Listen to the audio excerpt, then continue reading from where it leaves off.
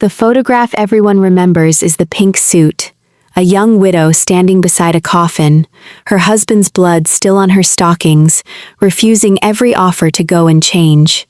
"Let them see what they've done," she told the men around her, and then she stood there and let them see.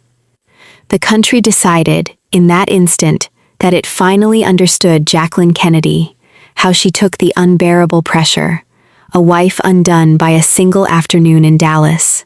Are you new here? Welcome to History Chats with Diana. Here we get to chat about history, royal marriages, presidents and power marriages, more than classrooms or textbooks discussion. If this sounds like what you want, kindly hit the subscribe button and the notification bell to not miss out. It wasn't a single afternoon. By November of 1963, Jacqueline Bouvier Kennedy had been quietly absorbing her husband's infidelities for 10 years. A Hollywood actress, a mob boss's girlfriend, a flight attendant he nicknamed after a motel, 2 secretaries, the Secret Service, called by names that weren't theirs, and, at the center of it, Marilyn Monroe, who was reportedly confident enough of her place in his life to phone the White House and tell the First Lady so herself. Jackie's own father had modeled the exact same behavior throughout her childhood, and by the time she wore a wedding ring of her own, she had already decided, long before anyone else caught on, the kind of marriage she was willing to survive. Why would an intelligent, fiercely private woman choose that? And what did 31 years of composure cost the person underneath it? Join me to find out. Jacqueline Lee Bouvier was born on the 28th of July, 1929, in Southampton, New York, into a world that photographed beautifully and functioned badly. Her father, John Verneau Bouvier III, was a Wall Street stockbroker everyone in that world called Black Jack, a nickname that referred less to his hair than to his reputation. He gambled, he drank, and according to nearly every biographer who has examined the marriage, he was unfaithful almost from its beginning. Her mother, Janet Lee, came from old money, determined to look older than it was, and she ran her household with a discipline her husband never once matched. Jackie and her younger sister Lee grew up watching their father charm a room, and their mother manage the wreckage afterward. Multiple biographers, including Darwin Porter, have advanced a theory worth stating plainly as theory, that Black Jack's infidelity quietly trained his daughter's expectations of what a husband was allowed to do. He reportedly told her more than once that all men behaved this way. He is said to have pointed out, at a school function, which of the other mothers he had slept with. Take that story the way any second-hand family anecdote deserves to be taken, but the documented pattern around it is not in dispute. The marriage collapsed publicly. Her parents separated in 1936, reconciled briefly, and divorced for good in 1940, with the tabloids of the day printing every detail. Jackie was 11. She continued to adore her father regardless, riding with him, dressing for him, defending him quietly for the rest of her life, even as her mother remarried a far steadier, far wealthier man named Hugh Auchincloss and moved the family into a very different kind of comfort. From that childhood, biographers describe a girl who became extraordinarily good at 2 things simultaneously: presenting a flawless surface and revealing almost nothing underneath it. Her report cards describe a bright, restless child, unbothered by punishment and unwilling to admit fault. Friends who knew her at Vassar and later at the Sorbonne in Paris remembered someone fluent in French, obsessed with literature and history, and almost pathologically private about her own feelings. She was, by every account, whip-smart and quietly funny in a way that rarely reached print. She was also, from a very early age, someone who had already watched one marriage built on charm and betrayal fall apart in the newspapers, and had apparently decided that whatever came next for her would not be allowed to fall apart the same way, in public, ever again. She met John Fitzgerald Kennedy in May of 1951 at a dinner party arranged, fittingly, by friends who thought they'd make an interesting match. At the time, Jackie was a photographer for a Washington newspaper and was already engaged to a young stockbroker named John Husted. According to biographer Carl Sferrazza Anthony, what pulled her away from Husted wasn't romance so much as intellectual gravity.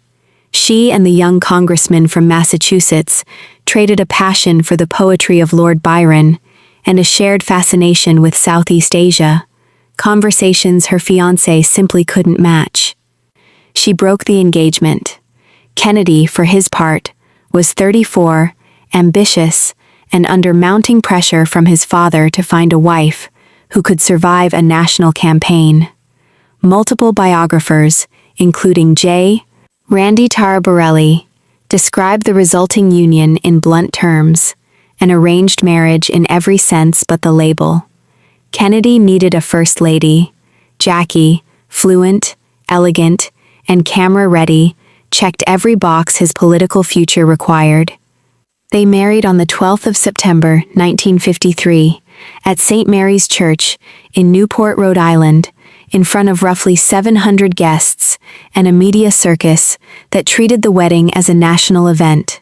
Black Jack Bouvier, her father, got drunk before the ceremony began.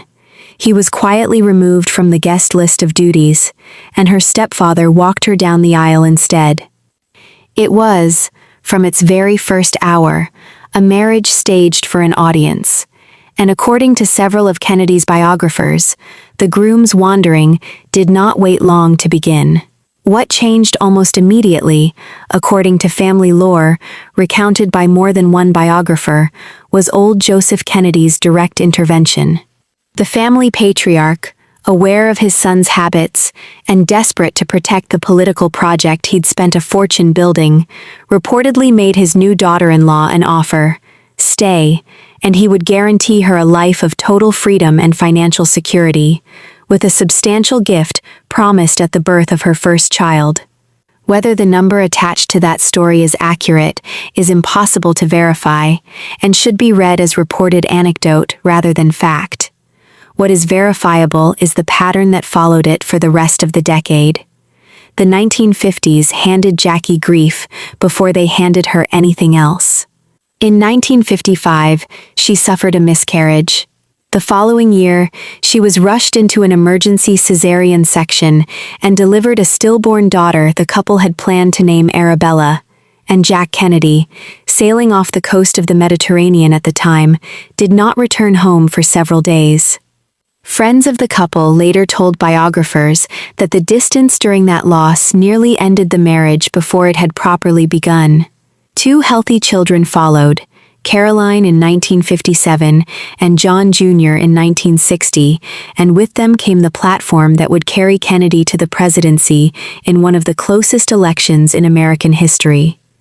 By the time the Kennedys reached the White House in January of 1961, the coverage of Jack's private life had already reached a scale that startles historians who try to tally it decades later. Judith Campbell Exner, who was simultaneously involved with a Chicago mob boss, later wrote about her relationship with the president and claimed she'd become pregnant and had an abortion. Mimi Alford, a 19-year-old White House intern, published her own account decades afterward, describing an affair that ran for a year and a half inside the residence itself. 2 secretary aides that Kennedy's own staff nicknamed after playground rhymes traveled with him constantly.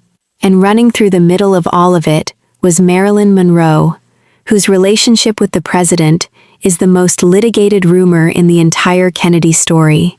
One that biographers like Sarah Bradford and Evan Thomas treat with real caution, since the hard evidence is thinner than the legend built around it, even as most agree some relationship existed. What makes Jackie's story different from a simple tale of a wronged wife is how visibly, deliberately little she reacted. A former White House press aide, Barbara Gamarekian, later recalled Jackie identifying one rumored mistress to a French reporter in fluent French, apparently assuming she wouldn't be understood. According to one widely repeated account from journalist Christopher Anderson's research, when Monroe herself allegedly phoned the White House to say the president intended to marry her, Jackie's reported reply was almost eerily calm, an offer, in essence, to hand over the job entirely.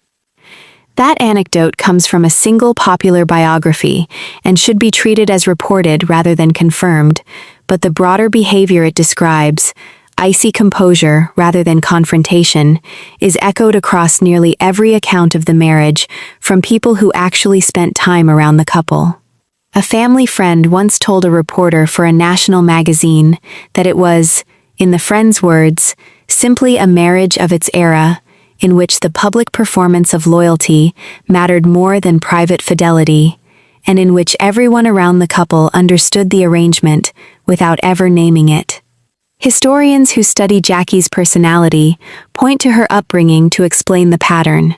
Author Pamela Keogh, who has written extensively about Jackie's life, has argued that her father's own infidelity had already taught her what to expect from a husband, and that she came from a social world in which a wandering spouse simply wasn't grounds for public rupture.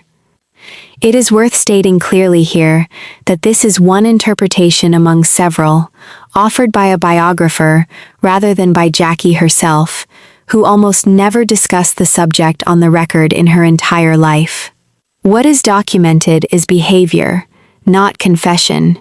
She never gave an interview addressing the affairs, never referenced them in the rare personal writing that survives her, and instructed the people closest to her, for the rest of her life, not to discuss them either. Then came August of 1963. Pregnant again, and 5 weeks early, Jackie was rushed to Otis Air Force Base and delivered a son by emergency cesarean, a boy the couple named Patrick. He weighed just over 4.5 pounds and struggled from his first breath with what doctors at the time called hyaline membrane disease. Jack flew in immediately, sat beside the incubator, and watched his son fight to breathe for 39 hours before he died. Multiple accounts from people close to the couple, including Kennedy's own press secretary, describe this loss as the single event that changed the marriage more than any other before it. Not because the affairs stopped, historians are honest that they likely didn't entirely, but because something in the day-to-day distance between the couple visibly closed. Secret Service agents guarding the family noticed it immediately. A president and first lady who had spent a decade rarely touching in public suddenly walked out of that hospital holding hands. J. Randy Taraborelli's recent biography of the couple argues, based on new interviews, that the final months of 1963 were the closest the marriage ever came to the partnership the public had always assumed it already was. Which makes November the 22nd, 1963, harder to watch rather than easier. Jackie wore a raspberry pink Chanel-style suit that morning at her husband's request. He liked it, and he'd asked her to wear it for the Texas trip. She was smiling and waving from the back of the convertible when the shots came. She would later tell a magazine writer that in the chaos afterward, a Secret Service agent handed her a jacket, and she instinctively wiped some of the blood from her face, then immediately regretted it. According to her own later account, she thought to herself that she should not have washed it away, that she wanted the people responsible to see exactly what they had done. When Lyndon Johnson was sworn in aboard Air Force One less than 2 hours later, Jackie stood beside him in that same stained suit, refusing every suggestion that she change first. She did not remove it again until she was back inside the White House that night. In the days that followed, grieving in front of the entire world, Jackie made a series of decisions that historians still study as some of the most effective image management in American political history. She insisted the funeral procession echo Abraham Lincoln's. She walked behind the caisson herself, veiled, while the country watched.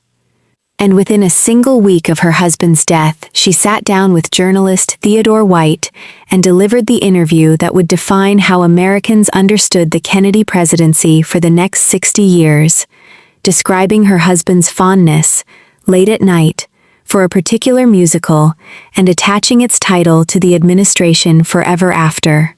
Historians of the period, including Richard Slotkin, have since argued that the version of Jack Kennedy the public came to love was substantially assembled in that one grieving week by a widow who understood, better than any of his advisors, exactly how a legacy gets built. She never publicly revisited the affairs, not once, for the rest of her life. She protected her husband's reputation with the same total discipline she'd shown while he was alive to need it, and biographers who've combed her letters and the recollections of her closest friends have found almost nothing that departs from that public composure. There is a single reported exception, offered by biographer Barbara Leeming decades later, that Jackie described what changed for her emotionally, at one specific point in the marriage, to an architect she'd grown close to named John Warnicki, and even then, according to his own account, she refused to go further than a single sentence before changing the subject.